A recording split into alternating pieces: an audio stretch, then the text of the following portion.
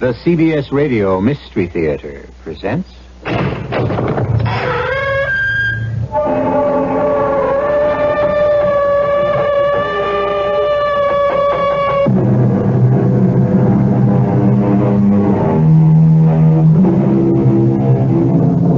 Come in. Welcome. I'm E.G. Marshall. Have you ever dreamed of flying? Of course you have. Everyone has. It's as natural as thirst or hunger. Except when it is not you who is doing the flying by yourself, but are being carried by... But that's our story. Another gripping twist on a subject which refuses to die. The vampire. I have come here, but I don't know why. Because I love you. And I want you to love me. Give yourself to me. How can I? You are a specter. You have no body, no being. Give yourself to me. I was no sooner in her arms than I felt myself lifted off the ground, carried by her, mounting, far above the ground, with her lips pressed to mine, kissed as I had never been kissed before.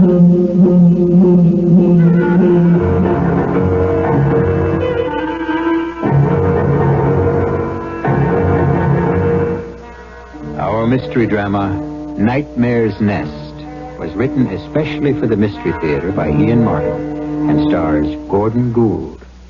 It is sponsored in part by Buick Motor Division and by the Florida Orange Growers. I'll be back shortly with Act One. The following fable is presented to make you want to buy a Buick. I've never been very good at making decisions. Fortunately, when I was little, I had some help. He's a boy. We'll take the blue blanket, the blue rattle, and the blue baby buggy with the rubber bumpers. As I grew older, however, I was increasingly on my own. Should I wear my snowsuit or my swimsuit? Gee, that's a toughie. Today, decisions still aren't my big strength. May I have your signature, Mr. Seymour? Let me see, should I use a pencil, a pen, a crayon? I don't... Well, thanks to Buick, I now have real problems. Having heard what a great engine the V6 is, spunky yet efficient and all, and knowing that Buick is famous for V6 engines, well, I trotted right down to a Buick dealer. Then I find out that they offer it in 3 cars. There's Skyhawk, the compact Skylark, and the mid-size Century. And all with the Buick V6. Well, it wasn't easy, but I finally decided. I'll take a Skylark. Won't I? Buick, dedicated to the free spirit in just about everyone. Kip's Strawberry Pie, a dessert tradition at Kip's Big Boy restaurants, and with good reason. It's a luscious taste treat that says fresh from the field. Fresh is the key word, because Kip's uses only fresh strawberries, juicy red ripe berries nestled in a tender flaky crust set off with creamy whipped topping. Remember, only fresh strawberries in the famous Strawberry Pie at Kip's Big Boy restaurants. Come see the good people at Kip's, 'cause Kip's has so much more. Ready to take the pledge of the 1+ long-distance caller who likes to save money on out-of-state calls? Yeah, but could I sing it? Sing it? You see, I'm a performer. Let's see how it sounds. Okay. From 11 p.m. till 8 a.m., bedtime to breakfast, I save 60%. I save 60%. Bedtime to breakfast from 11 p.m. till 8 in the morning. Yeah. Close. Hey, man, let's do an album. But, sir, we already have it.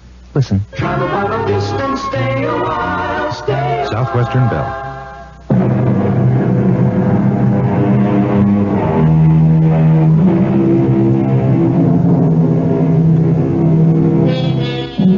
Most of us, I imagine, accept the concept that certain things have been left out of our general makeup. We don't hit a baseball like Henry Aaron or a tennis ball like Jimmy Connors. We cannot play the piano or paint or develop the business acumen to become a millionaire. But most of us certainly expect that we will have equal emotions. How many of us could even imagine not being able to love someone? To be a person in whose personality that emotion had just been completely left out. This is the story of such a man, John Findlay Masters.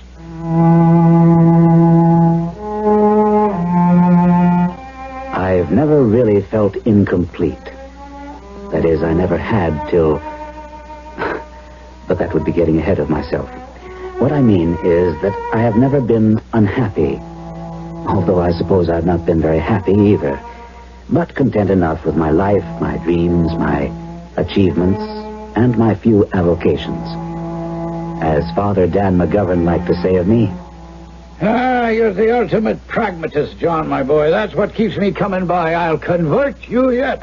What keeps you coming by is the sad delusion that someday, some way, you'll beat me at our weekly game of chess. Can I get you something to drink? Oh, now that'd be nice. A little cherry would warm my heart if you'll join me. By all means. I wish I thought it could warm yours. Dan, you'll never let go, will you? Why do I worry you so? Because it's not natural to begin with.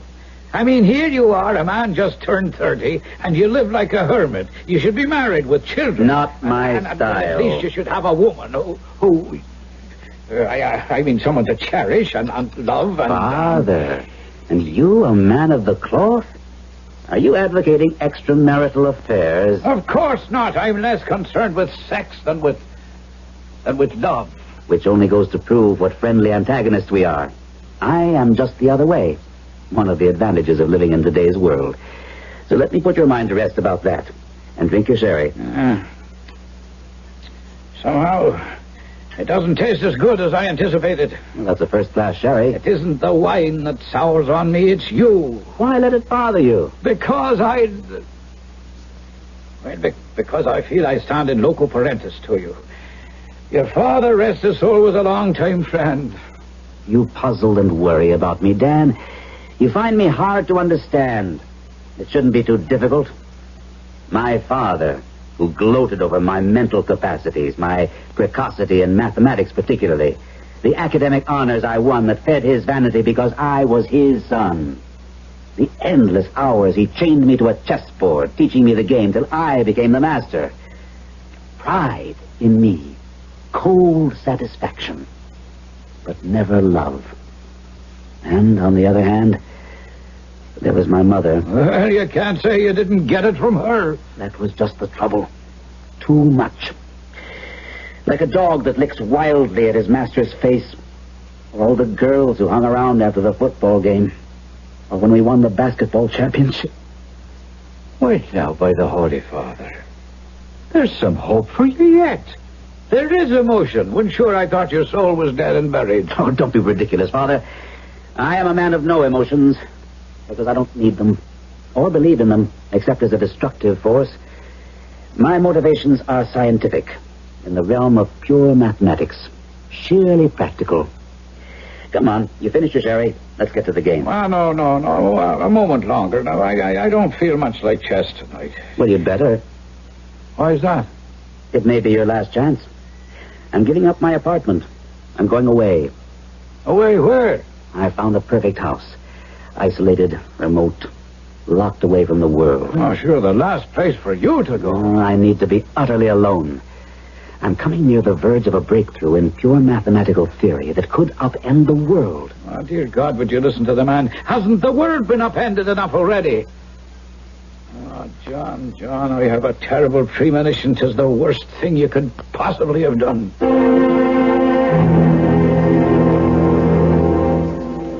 And so I came to live at Mayor's Nest, named for the man Mayor who built it. It should have been called Nightmare's Nest. But I had no idea of that, of course, that first afternoon, as Mrs. Denton took me on a tour of my new home.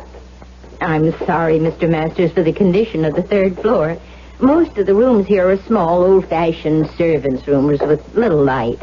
And the others are storage, filled with old lumber. A lot of leftover trash that Mr. Mayor has instructed me to throw away. Family papers, old clothes, and the like. What's that door at the end of the hall? Why, that's Miss Stella's old playroom. Is it large? Oh, yes. Well, let's have a look at it.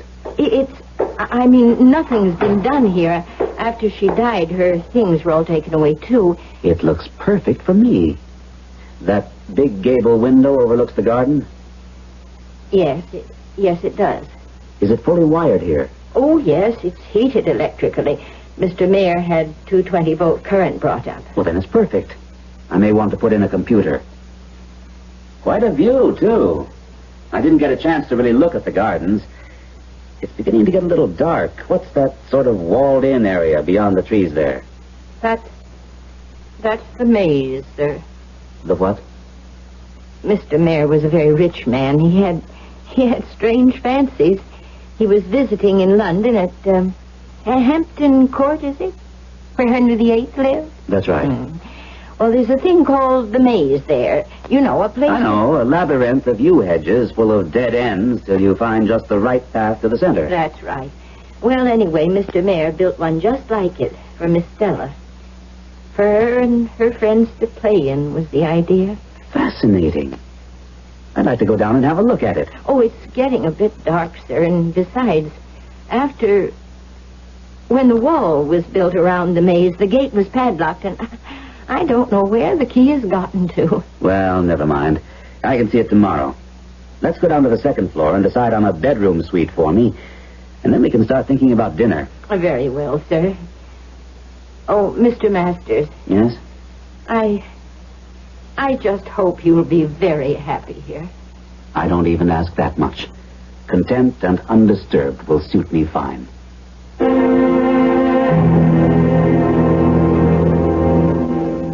Good morning, Mr. Masters. You'll be ready for your breakfast? Just juice and coffee, Mrs. Denton. I don't eat in the morning. Oh, we have some lovely fresh eggs from the farm down the road. No, thank you. You will find that I'm a creature of habit.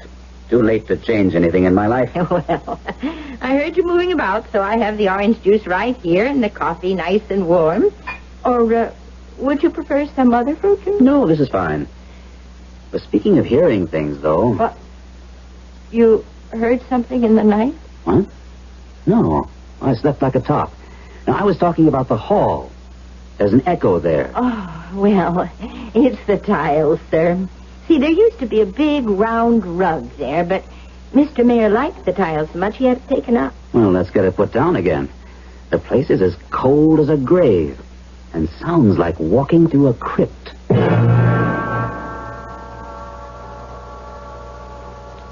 It's a pleasant day. It's getting very chilly. Nice dry chill. Invigorating day. And I need a good deal of air after last night. I beg pardon, sir. You said you slept well. I did, but heavily.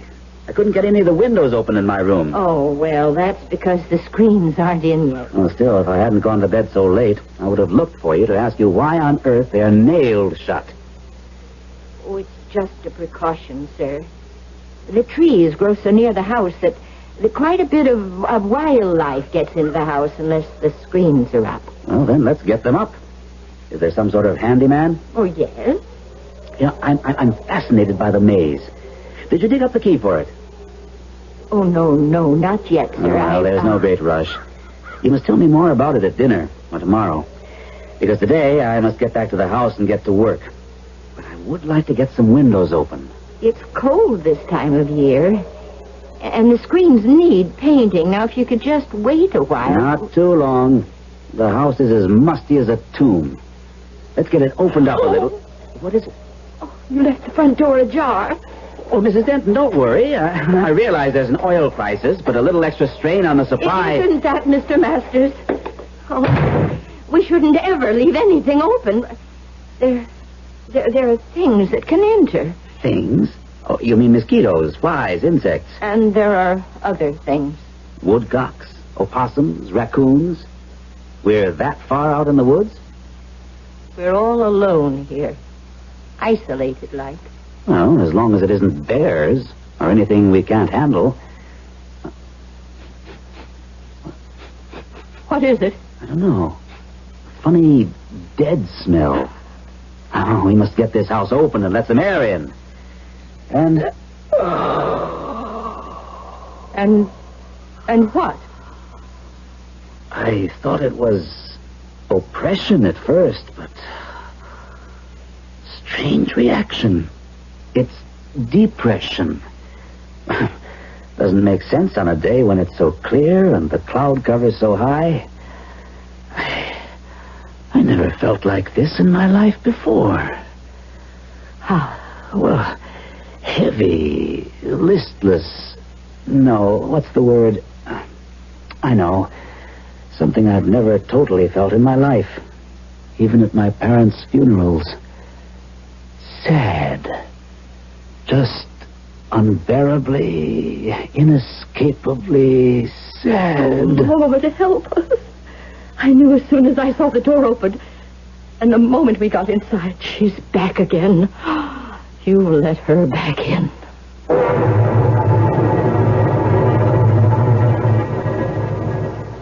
The ultimate pragmatist suddenly in the grip of an unbearable emotion. And for no practical reason. Certainly no natural one. So, by the evidence, it must be supernatural. Who is the she who disturbs the peace of this haunting, strange house? I'll be back as shortly as I can with Act Two. Come on, America, be fresh in a natural way.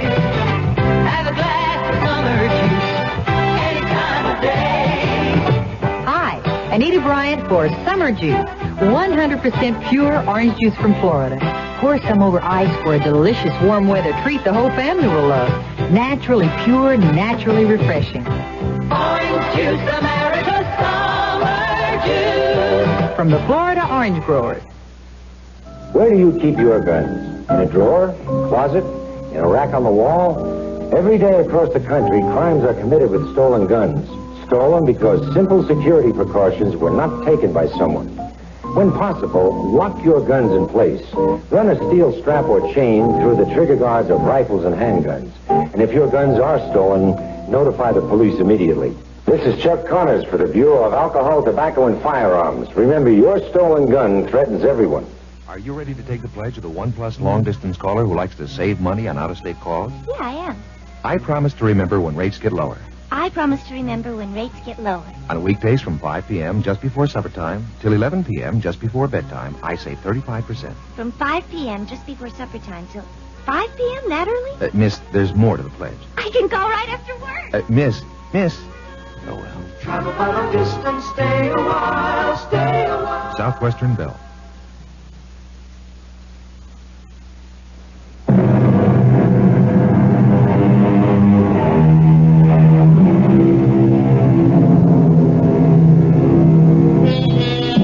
In the dark and gloomy hall, the huge, ornate staircase curving up behind his head like a giant question mark, John Masters, shaking off the depression that shrouds him, turns to the frightened, cringing little woman. Mrs. Denton leans against the heavy front door, whether for support or as if to bar its opening at the insistence of some outside force. It's hard to tell. Before he can speak, he has to take a deep breath to lift the crushing weight of nameless sorrow from his chest. What she? Whom have I let back in? Oh, I suppose you had to know sooner or later. Well, I'll try to make it as short as possible. They're not in this echoing vault. Let's get away from sound and half-darkness. Here, the dining room will do. Now sit down, Mrs. Denton. You look as though you had seen a ghost. Thank you, sir. No, not seen. But I know she's here. Who's here? Oh, the poor lost little soul. Stella. Miss Mayer that was. Tell me what this is all about. Oh, it goes back over 10 years. And she was such a lovely little thing, Stella. Just 17 and bright and gay. And chipper as a little bird, always laughing and full of fun. Until Ram Gaetano came to work for us. There were horses here then for riding, and he took care of them. And he drove Mr. Mayer in his car to and from the station. Oh, he was a handsome young man with black hair and white teeth and a dark gypsy skin. And it didn't take Stella very long to fall head over heels in love with him. And they would sneak away and meet in the middle of the maze. There's a little sort of Grecian temple there. There used to be a gazebo. And I was so worried, I hid myself away behind there one night after dinner. Moshkadroka e Borodine Sharlukan Kisana. What is that, Bob? Darling, what do you expect from a gypsy? That's Romany. What does it mean? My heart and all my pulsing soul is yours, my only love. Oh, how beautiful. Yeah, if you go for that. Oh, Stella, baby, what difference is it how I say it? I'm crazy about you. And you know I love you. Well, you know I buy it, but with your old man? I don't know. Have you talked to him about us yet? No. What's the matter? Afraid he'll think I'm not good enough for his little chick? I'll handle that. I don't think so. Oh. All right, Stella, you can go. I heard enough on my way into the maze to know where we stand. I'll handle this from now on. Crouched in my hiding place, I blame myself bitterly for not having been at the house so that I could have stopped this meeting. I could see, hear how hurt my little Stella was, and I wanted to come out and help her. I knew how wrong this man was for her, but I also knew Stella. I knew how deeply she could be hurt and how easily broken, so I froze, helpless. It doesn't matter what you do or say, Daddy. I love him. And if he wants me, I'll have him. Any way he wants me. Sorry it had to be like this, sir. I am sorry it had to be at all. How long has this been going on? Oh, for some time, Mr. Mayor. If you have in any way... I may not be Ivy League, but so far I'm a gentleman. No sweat there. You had better not. So help me God, I'll drag you in for statutory rape. I wouldn't advise it, Mr. Mayor. You wouldn't have a case. But nudge me far enough. I'll nudge you, all right. Straight out and keep on going. You're fired. You're making a mistake, Mr. Mayor. My mistake was in hiring you. Never letting you get near my daughter. But from here on in, I'll make sure you don't have another chance. You know I could tie you into a pretzel, old loudmouth. Try it and I'll put you in jail where you really belong. On second thought, maybe I'll just lay a nice fat gypsy curse on you. That's what you really object to, isn't it? My race. I don't give a damn about your race. Or your color. Or up to a certain point your creed. Simply that I can recognize a no-good, hands-out bum just as well as you can. I came up from nothing myself. Only I made my own way. I didn't climb over other people's backs to get there. Now get out and stay out. I waited a long time before I left the maze. And by that time, they'd gone to the station. And I was left to comfort and try to calm down a frantic little girl who was mad with grief. Oh, I should have slept in her room that night. Her bedroom was the same as you have now, Mr. Masters. But I was fool enough not to. The rest of the story I had to piece together from fragments spoken in fever by Stella during her long, last, puzzling illness. Late that night, Ram came back. Climbed the big tree outside her window. If you look, there's a branch cut off now.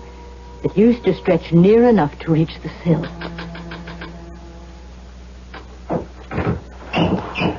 Ram! Shh, help me in. Wait here. Give me your hand. Grab hold of the window frame. Okay. Don't let go, just for a moment. And keep out of my way. I'm going to jump. Now. I'll close the window quick. Are you all right, darling? Fine. Did you come back to take me away? Yes, but all in good time. Everyone asleep? Oh, I think. Shall I get dressed? Not yet. Now, look, the safe downstairs. Your father still keep all that dough in it? Well, yes. Well, there's nearly 10,000 there. I put away some for him this morning. Why? You know the combination? Well, of course, but... Look, darling, let me hold you in my arms. And listen to me. If I'd gone away, if I hadn't jumped off that train when it slowed down for Traverse Crossing, I'd be gone out of your life, you know that? Why? Why? Because it's written in the stars. Or if you don't like my gypsy second sight, because by the time I ever made enough money to be able to afford you, old Moneybags Mayor would have talked you into marrying someone else. No, Ron. I never would have. Well, this way we're taking no chances. You're going down now to sneak open that safe for me and give me that dough. You mean steal it? Honey, when we're married, how much bread do you think your old man is going to sling around like confetti? This is a drop in the bucket, but it's enough for you and me to get started. Oh. All right. But then I'm going with you. You can't, baby. Not for another couple of months. Till you're 18 and your own woman. I'm going to cut out with this stake. Get myself set. Send you my address. And as soon as you're 18, you come a-running to me and we get married. Once that happens, you know he won't touch us. Honey, it's the only way we can make it. Oh, Mama, I don't know. I thought you loved me. I do. But Okay, then. Prove it.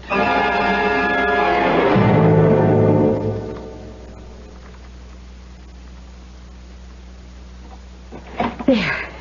It's open. Okay, honey. Now get on upstairs. You know nothing about this. Leave the rest to me. Oh, I don't want to leave you. Just for a little while. Trust me. Oh, I'd put my life in your hands. Who's there? Don't move till I get the light. You kidding? Look out or I'll... Oh, what? You damn... Oh, you killed me. You? I thought I'd seen the last of you. The way it looks, that's what you bought. Daddy, what happened? Oh, you killed him. Still, I was only protecting my house. I didn't know who he was. I don't remember. You killed me. Drak, Volby, Neister, and Dermot, Stark, the vampire. What? An old gypsy curse on you. I will not die till I replace my soul and one of you become a Vagrum, sillified Vagrum. And this all happened 10 years ago? It would have been 10 years, nearly 2 months ago. And Stella, by that time, was under psychiatric care. Oh, the poor child. She just went to pieces. Do you think her father knew that he was shooting her... Well, that he knew who the man was? I don't know. I know that Miss Stella thought he did. She never spoke to her father again. Oh, this house was a terrible place to live in. We were all smothering under a terrible... a blanket of grief and shock. Sometimes it was hard to breathe. That feeling at least I had just now. And she lay upstairs in the bed you slept in last night and just wasted away. No, Mrs. Denton, that's silly. In this modern age, with all our medical know-how, nobody just wastes away. Life can be maintained by mechanical means almost indefinitely, particularly a young life. They couldn't keep her alive. They said it was anemia, pernicious anemia. They kept giving her transfusion after transfusion, but the doctors were helpless. The blood just seemed to break down and disappear. Well, she was buried in the little temple in the center of the maze. And that's where she lies now? No. You mean she was reburied somewhere else? Her body was moved? Her body was moved, but not by any earthly means. It just disappeared. I don't understand you. Oh, Lord, forgive me. I don't understand myself. I can only tell you this. After Stella's death, Mr. Mayor was a completely broken man. He couldn't stand this house, complaining all the time of the same smothering pall of sadness you felt today. But he wouldn't sell the house, not while his daughter rested here. So I was kept on as housekeeper. And every day I took fresh flowers to place by the coffin. By his instruction? Yes. There was no wall about the maze then, but you can imagine. Because I had loved her so. What a sad pilgrimage that was every day. She might have been the daughter I never had. So I would kneel there and pray. But after I'd learned to find my way blindfold to the center, I seldom thought of looking at the coffin itself. Until one day, I did. And... Mrs. Denton, are you all right? I'm as right as I shall ever be again. Are you up to finishing your story? Oh, I'd rather show you as well as I can. You wanted to see the maze. Well, now's the time to see it. You found the key? I've always had it. I never let it out of my sight. Shall we go? I followed her to the maze. The lock, rusty and old, but apparently well-oiled, opened easily, and we threaded our way to the little Grecian temple at the center, Mrs. Denton leading. Inside the temple was a dais, and on it lay a carved, frescoed bronze catafalque. She brought me to it. The lid is very heavy. It takes a strong man to open it. One day after she died, I came here with my flowers. The lid was standing open. I was appalled. And I stepped forward to look in. Open it yourself, Mr. Masters, and you will see what I saw.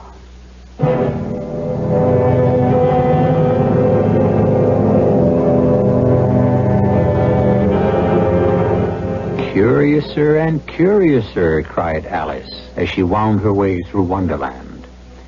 But this is a darker and more disturbing world than Lewis Carroll ever dreamt of. Even at high noon, as John Masters and Mrs. Denton look upon the coffin of a long-dead girl, the forces of darkness swirl and cloud about them. I shall be back shortly with Act 3. Here's a tip from your Better Business Bureau on the metric system.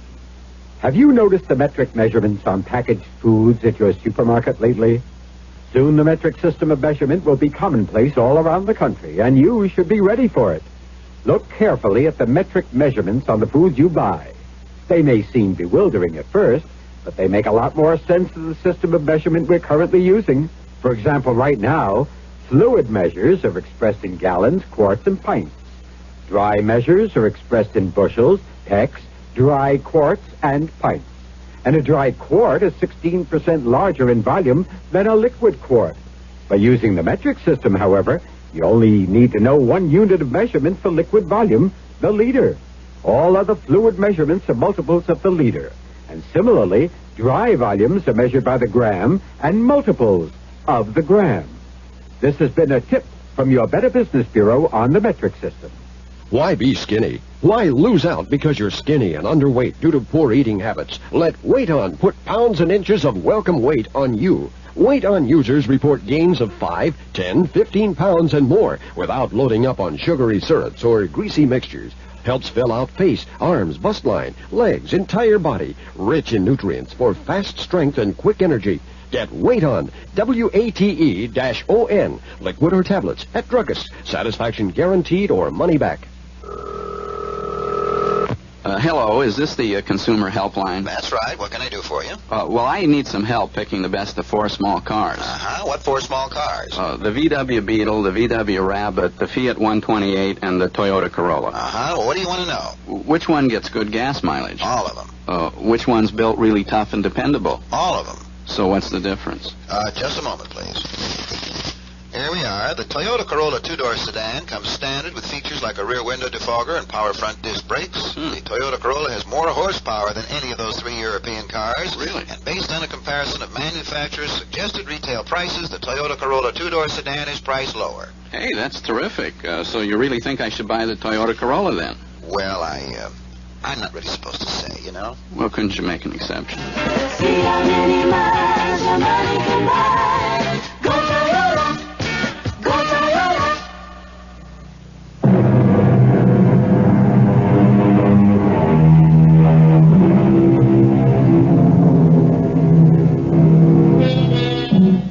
The little Grecian temple in the center of the maze is very simple. 4 ionic columns, perhaps 12 feet high, bearing a cupola roof. It is open on all sides, save for a low marble circular series of slabs at sitting height, supported like benches. In the center is a dais about 3 feet high, on the surface of which rests a bronze coffin, obviously maintained with loving care. There are no flowers. Lift the lid. You need have no fear of disturbing the dead. Very well. It won't be so hard, because I'm a foolish woman. The hinges are kept oiled. There's nothing there. Exactly. That's what I found all those years ago. A month after she had died and been buried. I was annoyed. I had bought this house from the Mayor estate with a built-in housekeeper to guarantee my isolation and quiet for my mathematical experimentation. I realized now I should have questioned more closely the bargain I had thought it to be. But that die was cast. The problem now was to put all this nonsense out of my mind, and at the same time try to banish the stifling feeling of profound grief that kept sweeping over me from time to time. But within a day or two, with the weather warming and the screens up so we could open windows, that had passed, and I could get on with my work. Then suddenly, it returned more strongly than before. And on an impulse, I called Father Dan and invited him down for a weekend. Oh, could we open a window, John? They're as wide open as they can be already. Why? It isn't that warm. Well, then, could we take a little walk in the garden, do you think? I was waiting till tomorrow to show it to you, but maybe it's light enough. Why not? There'll be a gibbous moon. It's a little over the half. And I'd like to see this maze of yours.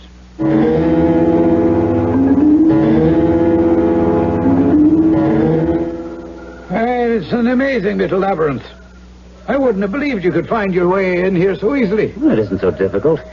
There are a whole series of little markers that lead you right, when you know where to find them. Oh, even in this half-light? You must have come this way quite often. Yes, I'm fascinated, naturally, by Mrs. Denton's foolish, well, you might say, legend that she's been building up. Yes, of course. And I see there are fresh flowers by the coffin. I thought that had been stopped a long time ago.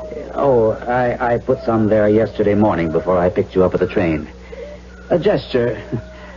I don't know why. To an empty coffin. And it is still empty. Well, naturally. But I have seen a picture of the young lady who should lie in it. I'll show you later. And she was a lovely child. I suppose that gypsy lover's relatives stole the body. No. Now, why would they do a thing like that? Well, how the devil would I... She was wearing jewels, rings when she was buried. I can only surmise they robbed her for those. Or some kind of vengeance. Did he have relatives? Oh, Father Dan, I don't know. I told you it was a surmise. Let's get back to the house. I was in no mood for discussion when we returned to the house, which was unreasonable of me, since it was the main reason I had invited Father Dan down.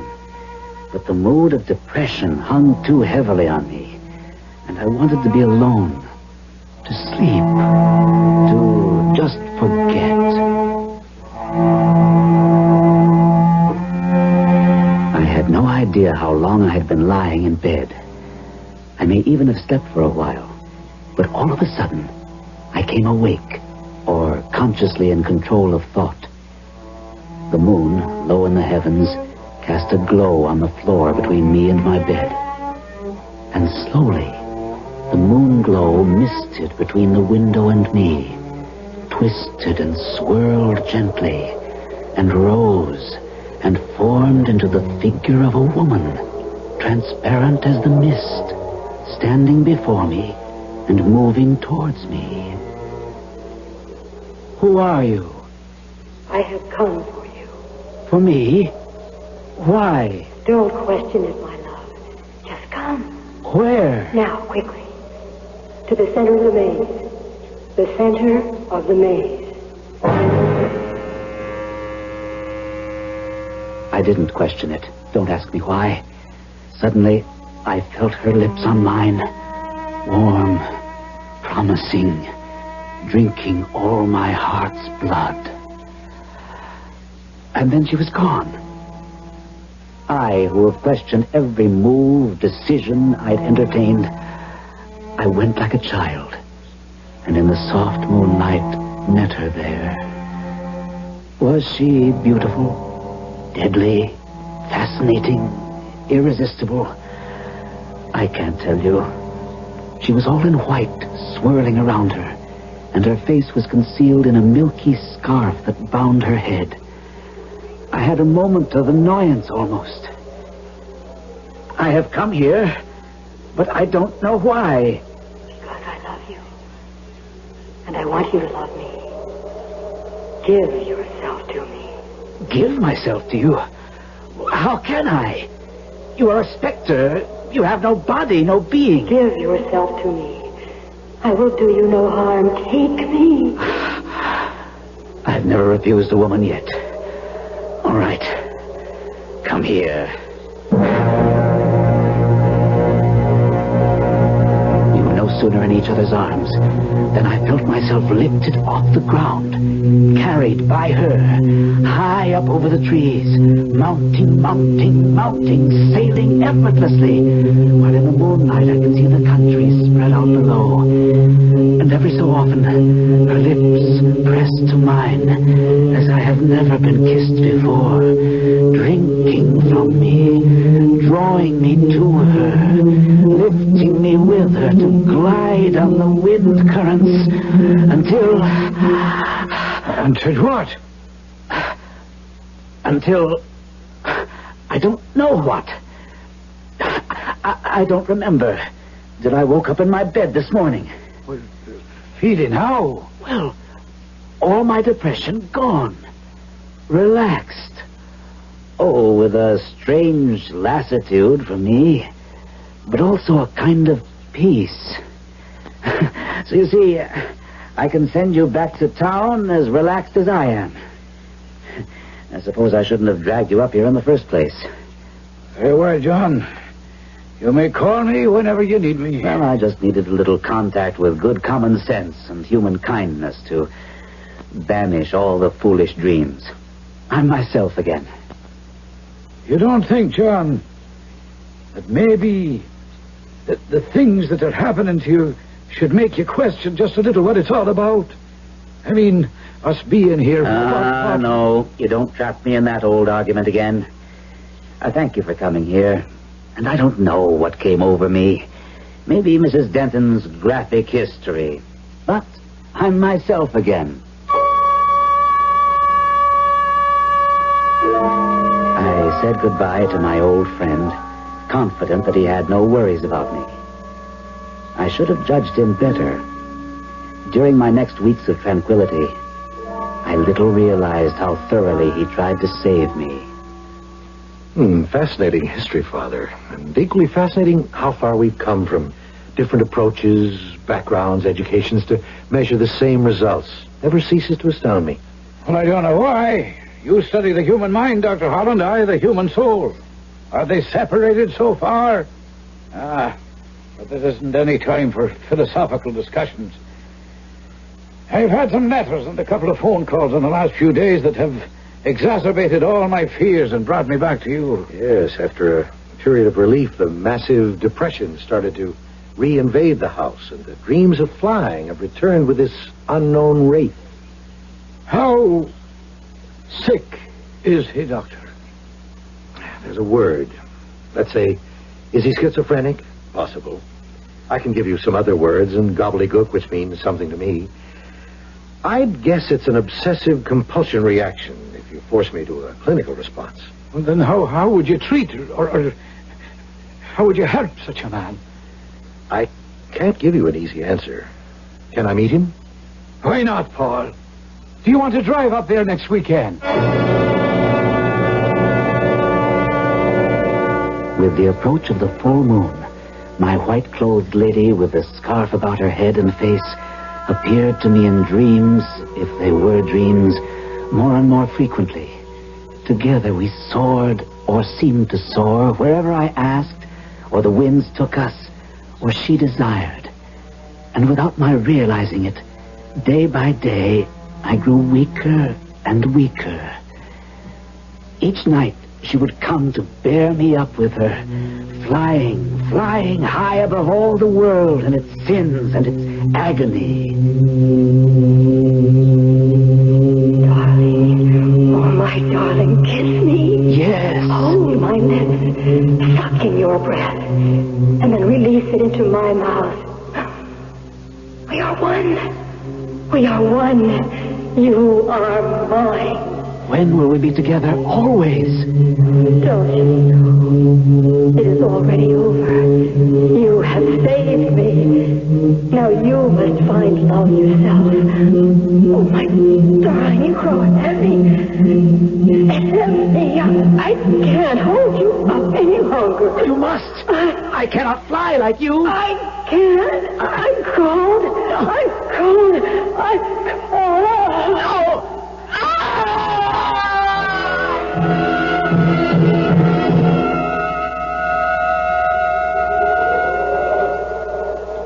Well, thank you, Mrs. Denton, for bringing us here to the center of the maze. If you don't know your way, it's hard to find. So this is the tomb from which the body mysteriously disappeared. Yes. I haven't seen the inside of the coffin myself. Oh, you can open it if you want. There's nothing to see. Well, for curiosity's sake, I'd like to look, but you are the one who should say if it's proper. As I'm told, the poor child hasn't been there for 10 years. It's hardly likely we'd disturb her body or soul now. It's heavy, but... Oh, sweet Mary, full of grace. It's not empty any longer. What? She almost looks alive. That's her. Oh, my little Stella. Oh, yesterday you used to look. Oh, my darling. Oh! Dr. Howland, here. What is it? Here, behind the little temple. Look there, that was my friend, John Masters. Good Lord, he's dead. Of course. It must have been a terrible fall. The fractures are so multiple. But from where? Good Lord, forgive me, I don't know. From the sky. At least from some terrible height, and yet it's incredible.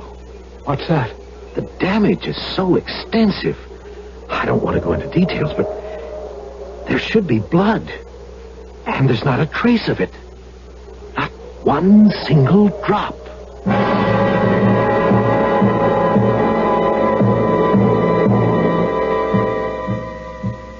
They say the corpse of one who has become a vampire will always be found as fresh and full of blood as if it had arteries and veins that sustained life.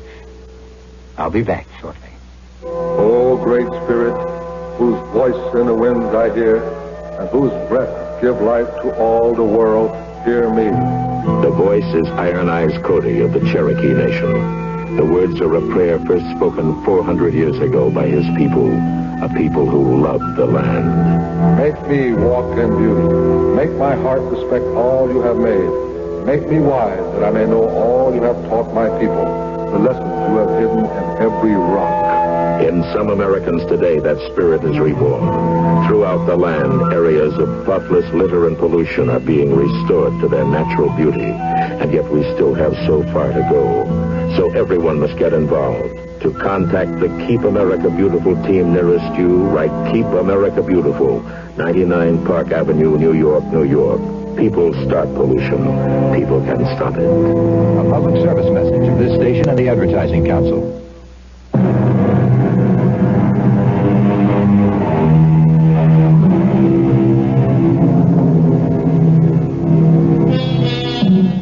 One further note on the vampire legend.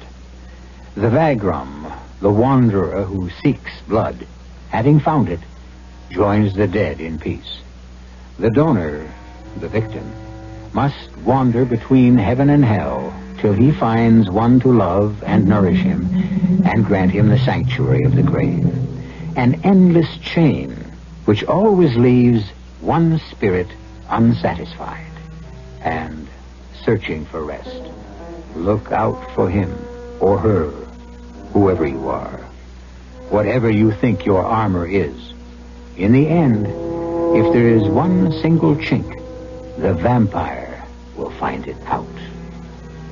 Our cast included Gordon Gould, Rosemary Rice, Mary Jane Higby, Robert Maxwell, and Ian Martin. The entire production was under the direction of Himan Brown. And now, a preview of our next tale. I mean my driver's license, my Social Security They card. are already in your new wallet. Tom, these aren't mine. That's not my license. But it is, dear. But look for yourself. The name on this is Mary Ann Williams. Of course. It's on all your documents. What are you talking about? It's your new name, Mary Ann Williams. And my new name is Walter Williams. New name? What do we need new names for? Because we died. Who died? You and I. We were killed in a car crash. Do you know what you're talking about? Tom and Eloise Rutledge are dead. They have been changed into Walter and Marianne Williams. Radio Mystery Theater was sponsored in part by the Florida Orange Growers and Buick Motor Division. This is E.G. Marshall inviting you to return to our Mystery Theater for another adventure in the macabre. Until next time, pleasant dreams.